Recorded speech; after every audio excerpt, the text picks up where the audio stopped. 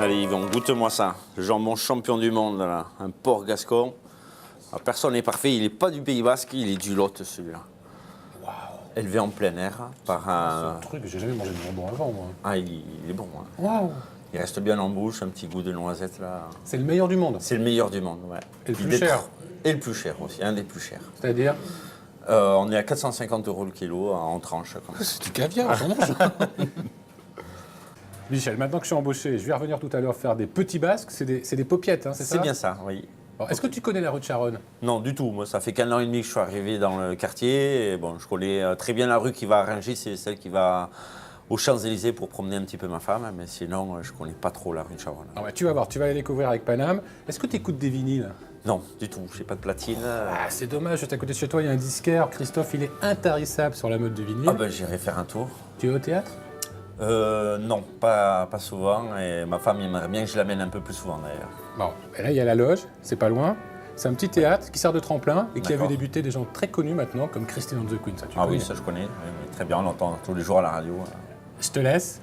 Je vais prendre un tableau à Oui. faire restaurer chez Marie, à l'île D'accord. rue de Charonne. À Ok. tout à l'heure. À tout à l'heure. Salut.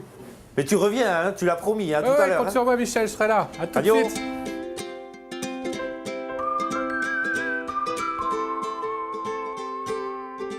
À tout à l'heure, Michel.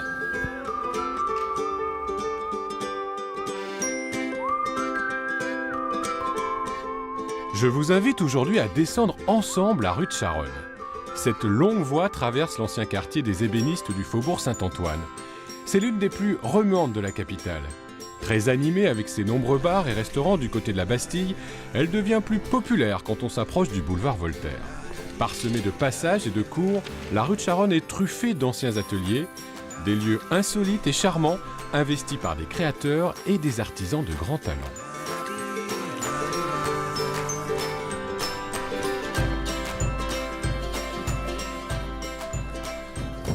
Bonjour Marie. Bonjour Yvan. 2 petites secondes, j'arrive.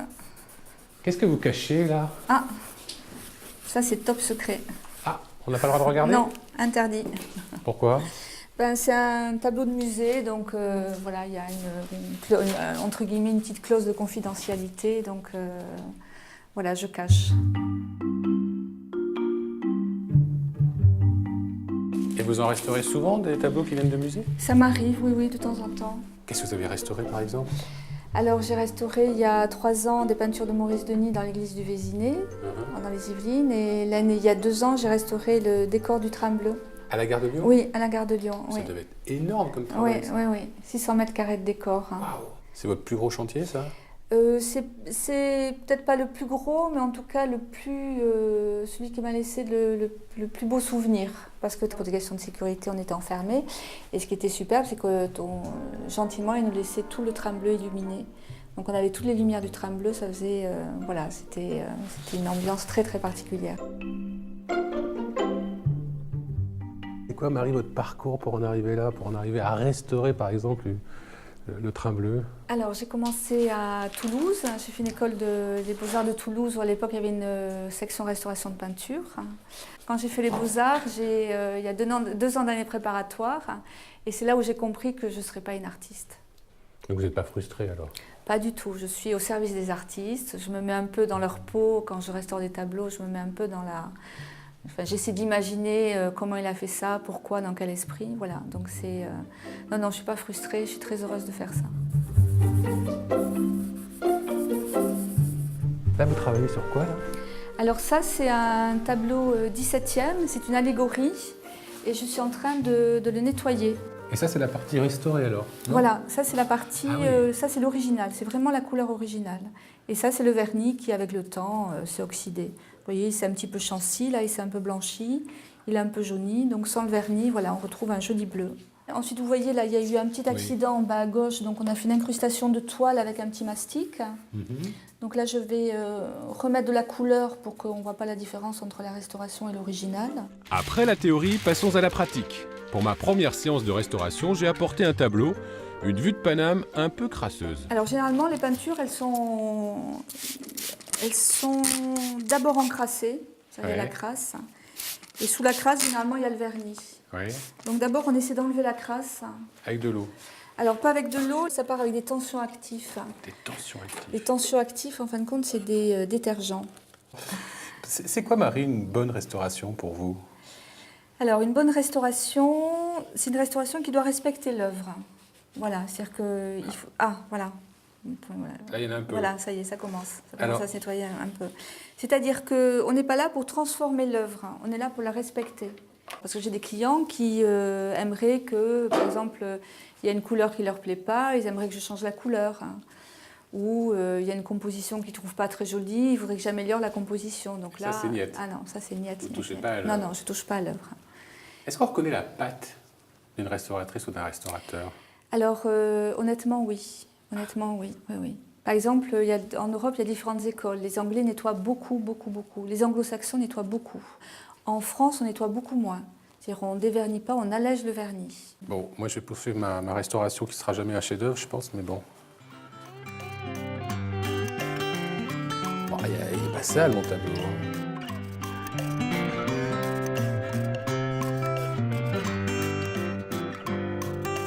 Je vous le disais, la rue de Charonne est connue pour être un lieu de fête. Le soir, la bière coule à flot et ce n'est pas un hasard si un palais de la bière a ouvert dans le quartier. Une boutique avec plus de 2000 références et un rayon entièrement consacré aux bières parisiennes.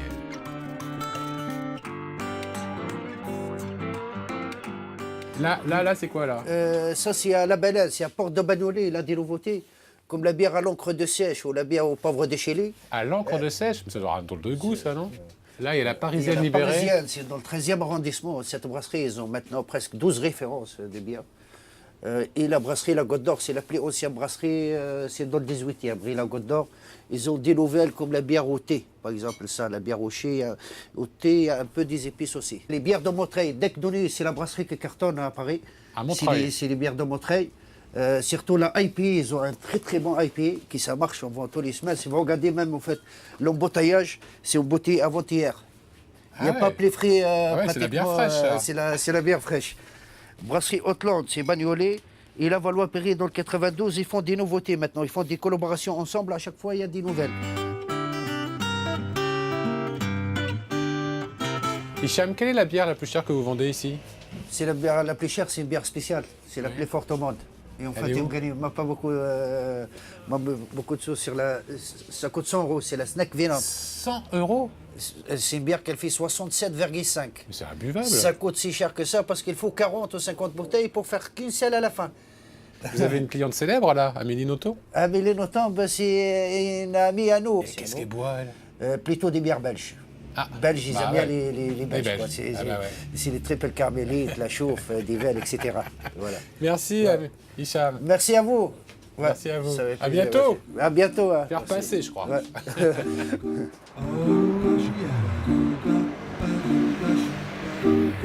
Oh, oh.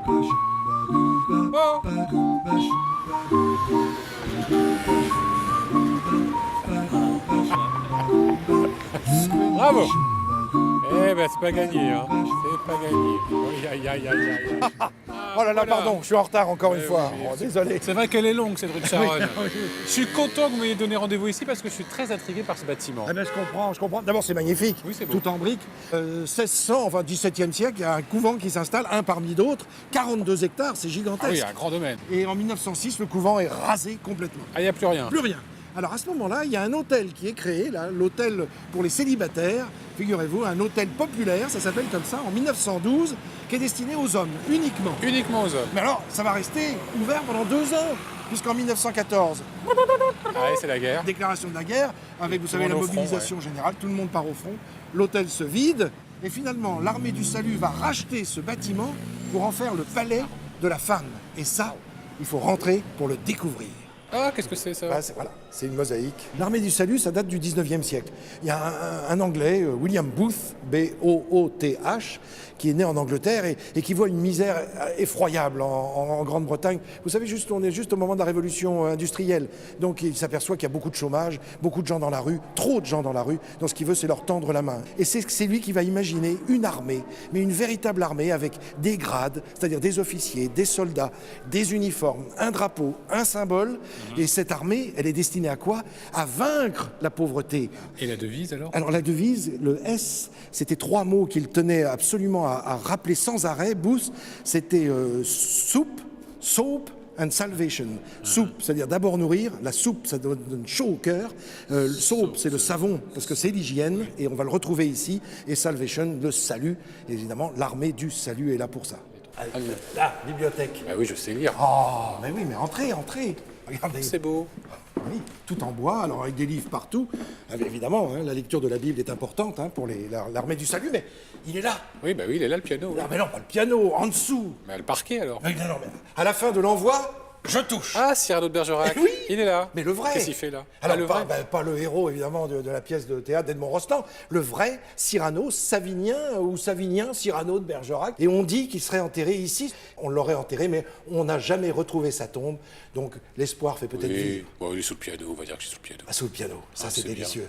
Et puis tous les jours, il entend de la musique. Oui. Allez, venez, parce qu'il y a d'autres choses à voir. Ah bon? Mais vous êtes, c'est pas fini. vous êtes un peu touriste, hein, comme ça, tout le temps. Allez, venez, on visite. Il y a plein de choses à voir encore. Je prends mon temps. Parmi les trésors du Palais de la Femme, je vous conseille de vous arrêter un instant sur d'étonnants vitraux photographiques inscrits aux monuments historiques. Mais n'oublions pas que cette immense bâtisse n'est pas un musée, mais une résidence qui accueille toujours près de 400 femmes en difficulté. Entièrement rénové il y a 10 ans, ce palais est un lieu de vie avec un foyer, un réfectoire, une bibliothèque et même un théâtre. C'est un roc, c'est un pic, c'est un cap. Que dis-je, un cap? C'est une péninsule. Ah, c'était pas bien? Je laisse Frédéric réviser sa tirade et je me dirige vers un vrai théâtre, une scène unique à Paris, installée dans un lieu surprenant. Et oui, dans cette rue, il suffit de pousser une porte pour changer de décor. Bonjour. Elles sont 5. Bonjour. Ça va? Bonjour. Très bien, enchanté. Cherche Alice, c'est Lucas. Alors, ils sont pas là pour le moment, mais ils sont au bar Fontaine. Ah oui, au bout de la rue de Charonne. Ouais, Bon, bah, j'allais exactement. les rejoindre. Pas de C'est donc souci. ici le théâtre de la Loge? Ouais, bienvenue. Vous êtes dans un superbe endroit.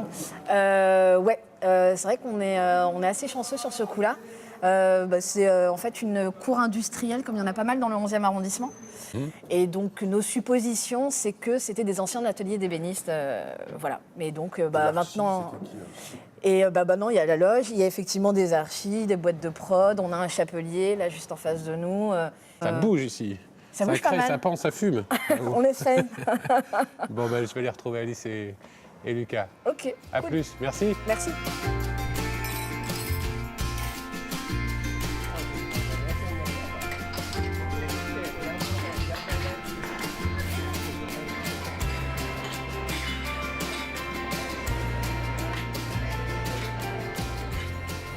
Ah, vous êtes là. Bonjour. Bonjour Alice. Bonjour. Bonjour Lucas. Je m'installe. Mais oui. Patron, je peux avoir un café? Oui, bien sûr, vous l'amène. Alors ça commence par quoi, la journée de propriétaire, d'heureux propriétaire de théâtre? Alors ça commence par une petite session de travail autour d'un café. Pour se réveiller. Pour se réveiller. Alors vous possédez tous les deux la loge, qui est un petit peu plus loin dans la rue de Charonne. Pourquoi ça s'appelle la loge?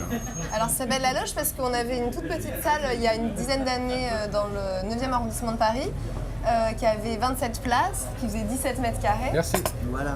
Et qui s'appelait la loge de par sa taille en fait. Enfin sa taille et la déco du lieu un peu kitsch. C'était une loge de gardienne, quoi. Oui, c'était une loge de gardienne, c'était une petite boutique de 17 mètres carrés qui donnait sur la rue et qu'on a gardé pendant 3 ans quand on était étudiant, un peu voilà, en expérimentant plein de choses dans ces 4 murs, jusqu'au moment où on s'est dit qu'il faudrait que la loge déménage et on a trouvé cet endroit rue de Charonne et donc on a gardé le nom finalement. Enfin l'idée c'était que la loge déménage. Et maintenant ça fait combien de mètres carrés tout ça? Ça fait 140, nous sommes C'est passés de énorme. 17 à 140, c'est énorme. Alors qu'est-ce qui s'y passe dans cette loge? Qu'est-ce qu'on programme? En gros, on a du théâtre du mardi au vendredi, des concerts le samedi et des lectures le lundi. Enfin, on est à peu près ouvert tous les jours. Donc c'est uniquement réservé à la jeune création. Oui, au début, quand on a ouvert, c'était notre axe et ça l'est toujours, mais c'est parce qu'il se trouve que le fait que nous deux soyons à l'époque plutôt jeunes, et moi je faisais du théâtre comme comédien et elle s'occupait plus de la salle. L'idée c'était de pouvoir de permettre à cette jeune génération d'avoir un endroit pour pouvoir montrer leur travail sans qu'ils perdent d'argent, à la différence de pas mal de lieux privés dans Paris où il faut louer et qui n'ont pas encore accès à des grosses salles plus institutionnelles parce qu'ils ne sont pas encore assez repérés ou ils n'ont pas fait assez de travail. Comment ça, pas perdre d'argent? C'est-à-dire qu'on partage les recettes, 50% pour les compagnies ou les groupes et 50% pour la salle, mais on ne demande pas aux compagnies d'avancer pour une location de salle ou pour un minimum garanti pour assurer les frais fixes du lieu, etc. L'idée, c'est de partager les risques et partager le travail avec les équipes qu'on accueille et qu'on programme.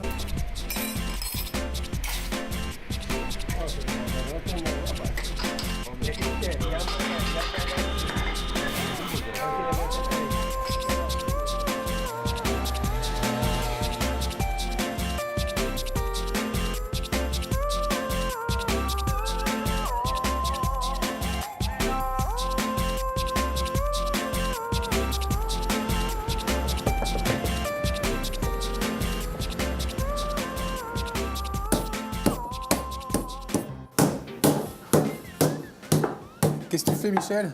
Ah ben là, j'ai aplati une petite caresse de boucher pour aplatir les grillades de porc. Ah. Oh. Alors, je m'installe. Oui.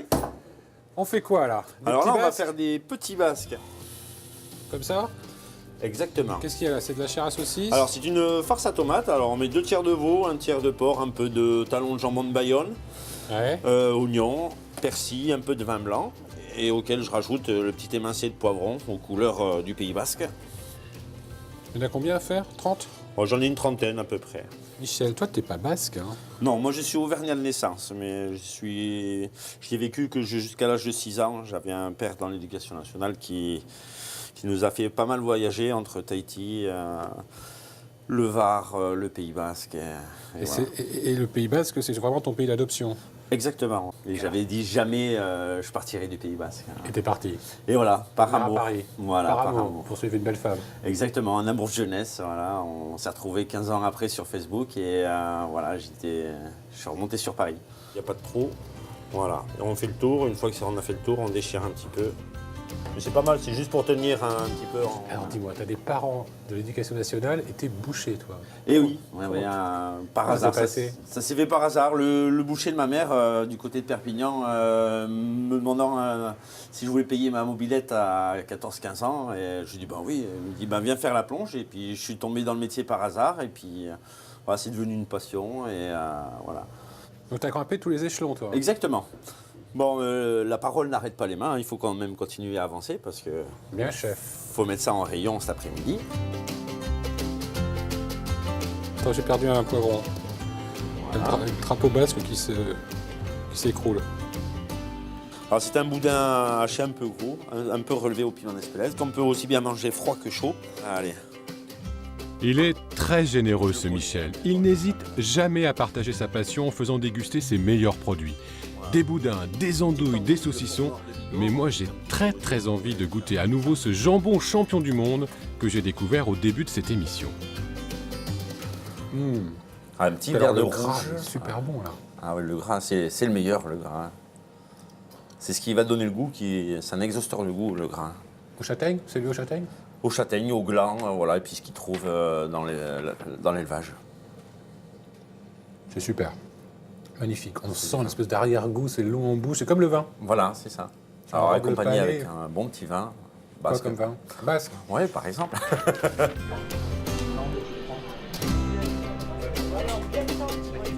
Michel, qu'est-ce qu'on Oui, fait de bon. ces merveilles? Bah, c'est merveille, je pense que ma femme elle va savoir de quoi en faire. Parfait. Elles sont belles, hein? On va peut-être les mettre dans le distributeur. Oh bah pourquoi pas. C'est quoi le distributeur? Un distributeur pour vendre tes petits basques 7 jours sur 7, 24 heures sur 24. C'est la machine qu'on voit à l'extérieur? Exactement. Ça fait longtemps qu'elle est ouverte? Ça fait 15 jours qu'on l'a mise en place. Et ça sert à quoi exactement? C'est un service supplémentaire qu'on voulait offrir aux clients ou aux gens de passage pour y mettre nos produits de qualité, qu'ils aient le choix la nuit, pendant nos vacances, pendant nos week-ends, d'avoir des bons produits du Sud-Ouest quand ils veulent. Ouais. Olé. Bon allez, la patronne, t'occupes des paupiettes et ils vont au jambon. Bon, Allez. ok, d'accord. Bien, chef. Jambon.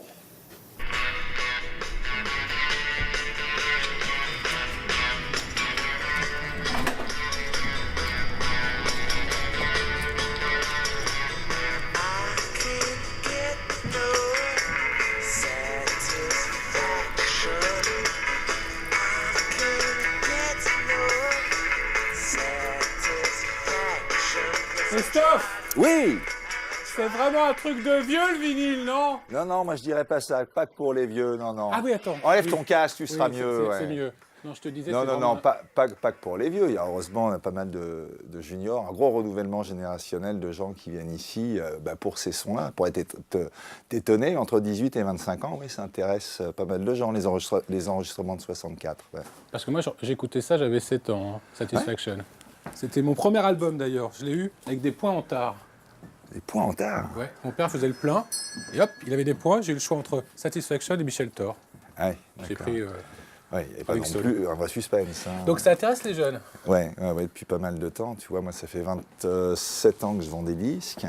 Et depuis 10 ans, je constate un gros renouvellement du public, de l'audience qui vient dans les magasins de disques, et principalement porté sur le vinyle. Ils achètent du vinyle. Ça peut te paraître étonnant, mais ouais.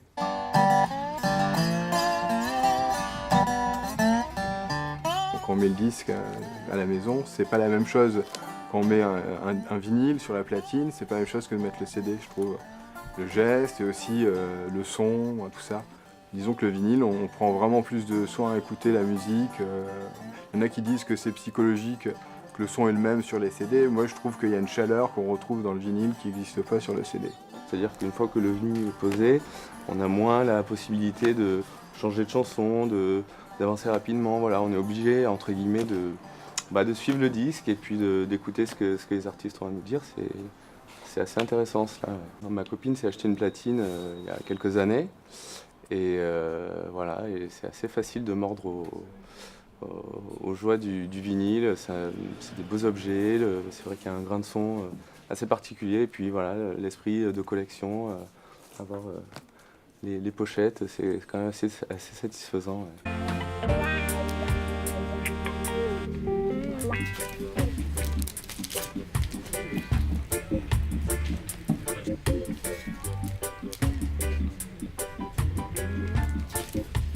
J'ai envie d'écouter cet album. C'est très possible. Alors, tu veux que je te l'ouvre? Ouais, t'as une technique Il y a incroyable. une petite technique, c'est un réchauffement moléculaire, l'effet Joule sur mes cuisses. Monter en température. C'est pas le bon de Gilles. Ah, si, on a ouvert, hein, je peux te dire, voilà. Et cool. J'y vais. Ouais, play it loud. Écoute-le fort. Tout ce qui sort, c'est édité en vinyle.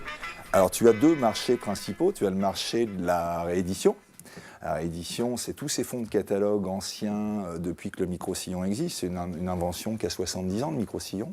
Et dans la plupart du temps, on essaye de rester fidèle le plus possible au visuel dont on parlait, c'est-à-dire avec un travail sur des photos qu'on repixélise le plus fidèlement possible. Voilà. Tout ça pour arriver à de magnifiques objets et qui trouvent public. Alors, mais ça veut dire qu'il y a un son vinyle aussi? Il y a un son vinyle. Leur pressage, il s'entend quand on est parti de la bande analogique et non pas numérique. Donc, la différence entre l'analogique et le numérique, c'est qu'à faible volume, tu auras une meilleure restitution de fréquence sur les basses et les médiums, alors que sur un son CD numérisé, ça sera un petit peu plus plat. C'est quoi l'album le plus vendu en vinyle? Là, le numéro 1 des ventes, et depuis longtemps, bon, ça, le nom du groupe n'est pas marqué dessus. Velvet mais, Underground. Voilà. Andy Warhol. Voilà, le Velvet. Et quand je te parlais de repressages différents, où les gens peuvent s'amuser, je parle des labels. Donc tu as une version dite normale, tu as la même avec des prises mono. Et ce que je t'expliquais sur les qualités de grammage, là tu vois, tu as... Waouh, c'est super pointu là. Voilà. Donc il faut avoir les trois normalement. Il faut avoir les trois nécessairement. Allez, puis moi je propose de continuer l'écoute avec ce jeune américain, Kurt Weill. Je connais pas. J'imagine qu'on vient chez toi un peu comme dans une librairie pour avoir des conseils, pour des infos sur les groupes. Oui, il y a cette démarche-là de la part des gens. Il y a aussi pas mal de gens qui sont arrêtés sur ce qu'ils viennent chercher ici, mais ne sont pas contre l'idée de découvrir quelque chose de nouveau. Et ça, c'est mon rôle, de les accompagner un petit peu là-dedans.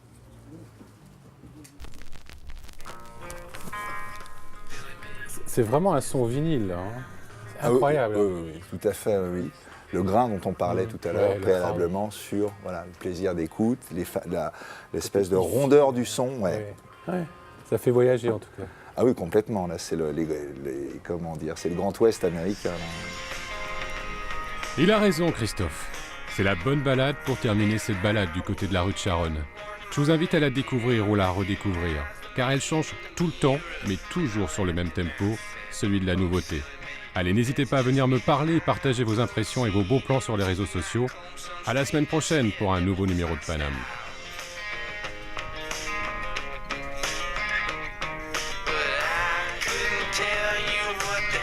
Supposed to mean, 'cause it was a Monday, no Tuesday.